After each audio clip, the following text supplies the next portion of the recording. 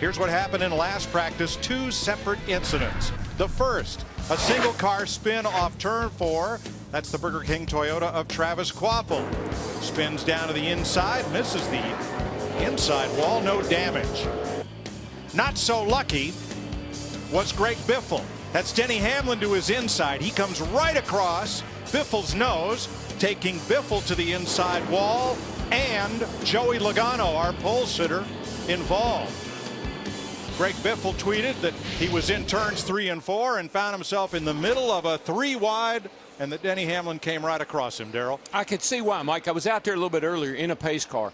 That turn, the car really just picks up a huge push. When you get back in the throttle in the middle of the corner, even if you're up high, when you get up in the gas, the car wants to take off for the outside wall, and I think Hamlin's car just took off, and it came right over the top of Greg Biffle's car and wiped out him and Joey Logano. Now, if Logano goes to a backup car, Larry, that moves Brad Keselowski up to the front row. The entire inside line would advance. So let's break down Keselowski and Jimmy Johnson. Well, of course, both of them qualified in the top 10, and qualifying third, that's by far one of Brad Keselowski's best qualifying efforts of 2012. By moving up, that puts him that much closer to that possibly that 1 point for leading the lap. But I observed in the first practice, when it started earlier, the 2-car, Brad Keselowski, not that happy with his car. Talked to Mike Nelson, competition director. Between those practice sessions, they got pretty happy and found some speed in that car.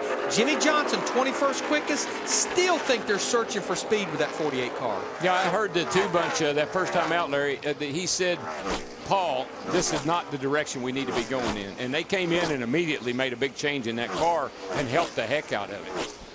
Mike, 15th quick in that first practice session as we go green once again was Brad Keselowski, your point leader.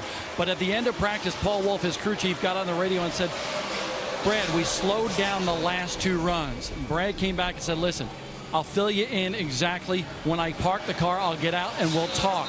Right now, he's 4th quick in this practice session. What the team told me is they went back to where they were at the beginning of the first practice session today because Brad felt that car was very balanced. But this weekend, we're seeing a lot of crashes on the racetrack in practice and so forth.